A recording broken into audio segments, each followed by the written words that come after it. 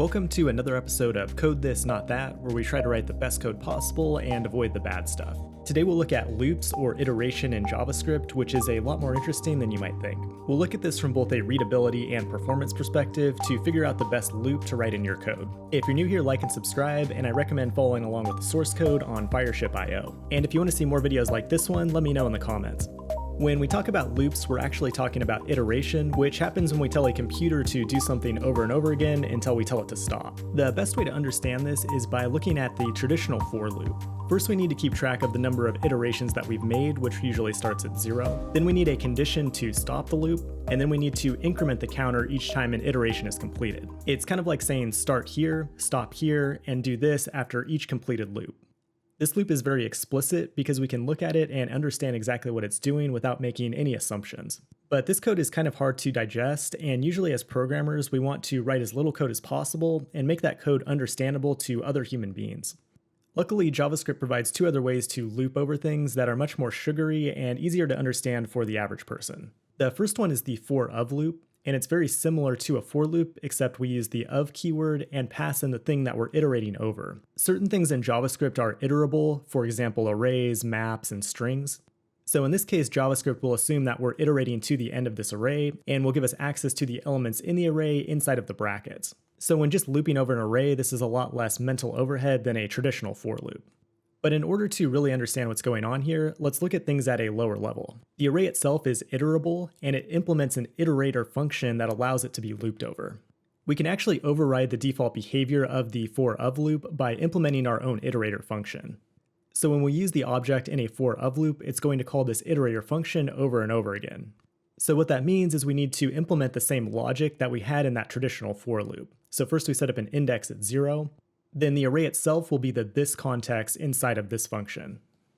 Now the actual spec itself requires us to return an object that has a next property, which is itself a function that returns an object that will tell the loop whether or not it's done and also provide the current value at this iteration. So this isn't something that you would have to deal with on a daily basis, but it's good to know that JavaScript provides a way for you to make your own classes iterable or override the default iteration behavior on an existing object. So I like to put emojis everywhere, so I'm going to go ahead and add an emoji to every item in the loop.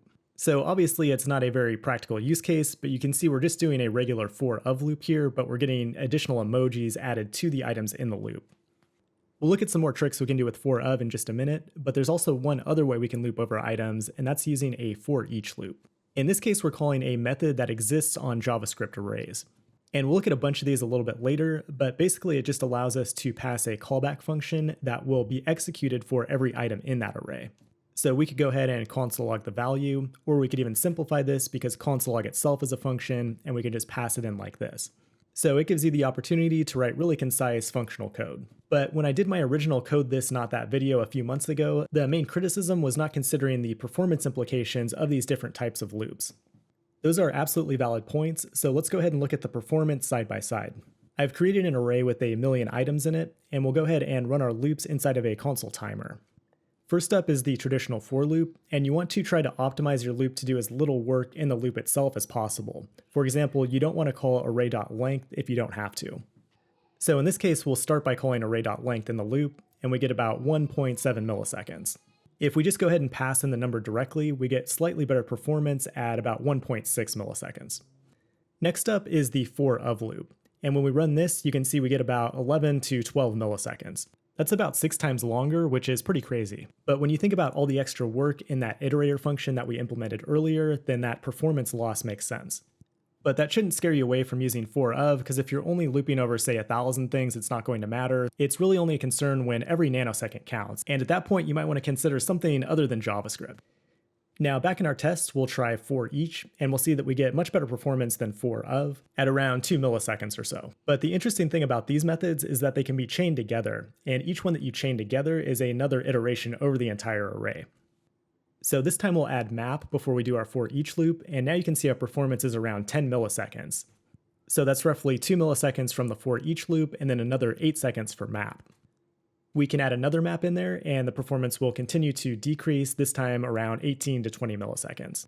So again, this probably won't matter if you have a small array, but something to keep in mind if performance is critical. Now for the rest of the video, we're going to switch gears and just write some code that solves common problems that you'll encounter when running a loop. The first one is, how do you loop over an object? Because an object is not iterable by default, although you could technically implement your own symbol iterator like we did earlier. The easiest method is to just change your for of loop to a for in loop. That will loop over all of the keys in the object, then you can simply use that key to access the value from the original object itself. Another alternative would be to keep the for of loop in its original form, but this time use object values on the original object. That will convert all of the values to an array, which of course is iterable. And if you have an object that you know you need to loop over in different ways, I'd recommend converting it to a map. A map shares a lot of similarities with a regular object, except it maintains the order of the keys in which they were inserted. In other words, if you want to maintain a specific order of the key value pairs in the object, then you definitely want to use a map and not a plain JavaScript object. We can convert it by calling object entries on the original object inside of the map constructor. Then we can loop over it by simply calling the values method on the map itself. Now let's take a look at some of the very awesome methods that are available on the modern JavaScript array. So here we have an array of faces, but you might notice one that doesn't quite fit. It was meant to go in a completely different array, so let's go ahead and create that array by filtering it out of the original.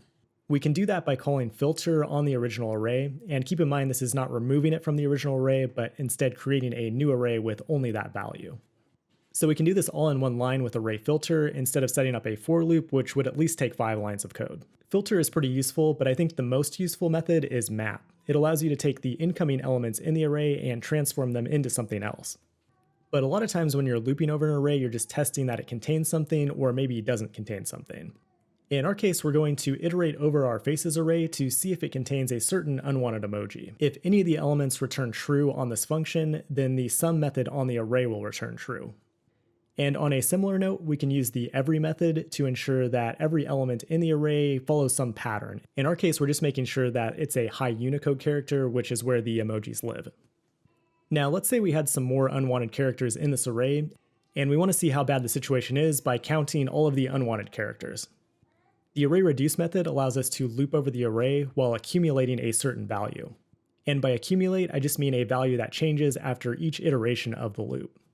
So the callback value contains that accumulated value as the first argument, and then the current value in the loop as the second argument.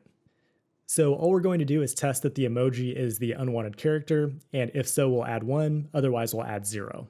And when using reduce, you have the option to pass a second argument, which is the starting value to accumulate from, which in our case would just be 0. So now we know that we have 3 unwanted characters in this array. So let's go ahead and sort it so all of the unwanted characters are at the end. We have another array method just for that called array sort. It allows you to pass in a compare function to sort the array based on whatever logic you want. Once we have that sorted the way we want it, we can then call splice on the array to get rid of the elements that we don't need. I'm going to go ahead and wrap things up there. Hopefully this video showed you that there is always more than one way to solve a problem in JavaScript. Make sure to grab the full source code from Fireship.io. Thanks for watching, and I will talk to you soon.